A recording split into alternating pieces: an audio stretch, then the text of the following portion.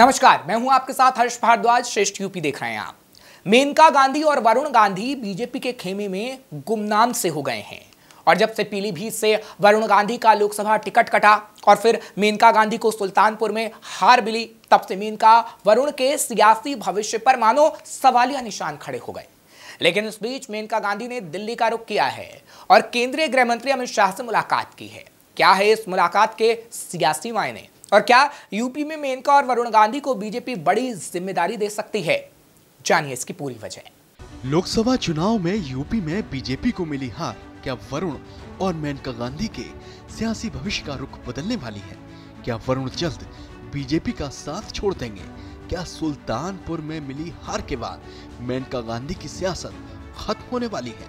ये वो तमाम सवाल हैं जो वरुण गांधी और मेनका गांधी की सियासत से जुड़े हुए हैं, या यूं कहें उनके सियासी भविष्य से जुड़े हुए हैं। और ऐसे में इन दोनों नेताओं के सियासी रुख पर यूपी में अलग अलग तरह की कयासबाजी लगाई जा रही है।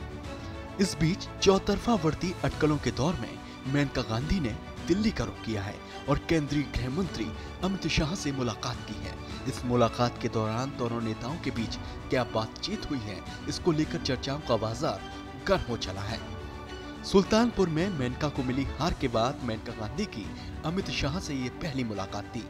बताया जा रहा है कि इस मुलाकात के दौरान हार के कारणों पर बात हुई है और फिर से यूपी में पार्टी को मजबूत बनाने का जिक्र भी हुआ है। और खबरें तो ऐसी भी चल रही हैं कि यूपी में बीजेपी को मजबूत बनाने के लिए मेनका गांधी को संगठन में कोई अहम जिम्मेदारी दी जा सकती है, ताकि 2027 से पहले यूपी में बीजेपी को फिर से मजबूत बनाया जा सके और मेनका गांधी से जुड़े जनाधार को साधा जा सके। बीजेपी बखूबी जानती है कि मेनका भले ही चुनाव हार गई हो, लेकिन उनकी पकड़ जमीन पर है और वो गांधी परिवार से आती हैं। ऐसे में वर्तमान दौर में बीजेपी ये बिल्कुल नहीं चाहेगी कि मेनका से जुड़ा जनाधार बीजेपी के खाते से खिसक जाए। इसलिए ऐसी खबरें हैं कि जब विपक्षी गठबंधन इंडिया यूपी के लड़कों के सहारे यूपी में नई सियासी बिसात 2027 के लिए बिछाने की शुरुआत करता नजर आ रहा है, तो बीजेपी भी संगठन में मेनका को कोई अहम जिम्मेदारी देकर कांग्रेस के सर्वेसर्वा गांधी परिवार और बीजेपी में शामिल गांधी परिवार की सदस्य मेनका के सहारे बीजेपी और कांग्रेस की सोच के बीच के अंतर पर अपनी सियासत को आगे बढ़ा सकती है। ऐसा होगा या नहीं, और ऐसा होगा तो कैसे होगा? इन सवालों के जवाब जल्द आने वाले वक्त में आपको मिल जाएंगे। लेकिन एक सवाल और इस मौजूदा दौर में बरकरार है और वो जुड़ा हुआ है मेनका गांधी के बेटे वरुण गांधी से। दरअसल 2019 के बाद से ही वरुण गांधी और मेनका गांधी की बीजेपी में अनदेखी जारी थी। जहां मोदी सरकार के पहले कार्यकाल में 2014 में मेनका गांधी को केंद्रीय मंत्री बनाया गया था, तो दूसरे कार्यकाल में उन्हें कोई भी मंत्रालय नहीं मिला और उनकी पूंछ भी पार्टी और सरकार में खत्म होती चली गई।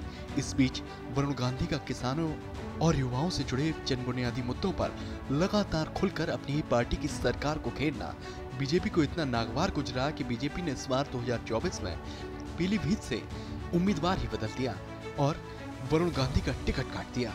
और जब यह हुआ तो उस दौर में ऐसी खबरें लगातार जोर पकड़ रही थी कि वो सपा का रुख कर सकते हैं, यानी कि वरुण गांधी किसी नए सियासी विकल्प को चुन सकते हैं या फिर सपा में भी शामिल हो सकते हैं। ऐसी खबरें उस वक्त आम हो चली थी।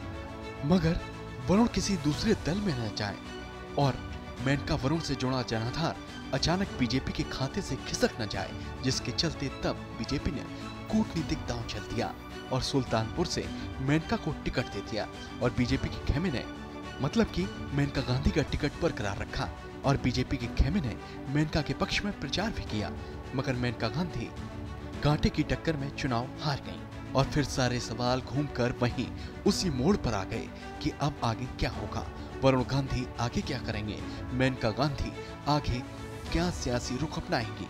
तो ऐसे में मेनका गांधी और अमित शाह की मौजूदा वक्त में दिल्ली में हुई मुलाकात फिलहाल यही संकेत दे रही है कि भविष्य में मेनका गांधी तो बीजेपी के साथ ही नजर आ सकती हैं, जबकि वरुण क्या करेंगे, इस सवाल का जवाब वरुण अपनी खामोशी के जरिए अब तक वेट एंड वॉच के तौर पर ही देते हुए नजर आए हैं। और बीजेपी भी अभी तक वरुण के मामले पर कुछ खुलकर नहीं बोली है, जो बताता है कि आने वाला वक्त मेनका और वरुण गांधी दोनों के लिए अहम रहेगा। फिलहाल ऐसी और खबरों के लिए आप देखते रहिए श्रेष्ठ यूपी। यूपी की हर खबर देखने और उनसे अपडेट रहने के लिए हमारे चैनल श्रेष्ठ यूपी को सब्सक्राइब और लाइक करें। साथ ही बेल आइकन को दबाना ना भूलें, जिससे हमारे हर वीडियो की जानकारी आप तक पहुंचती रहे।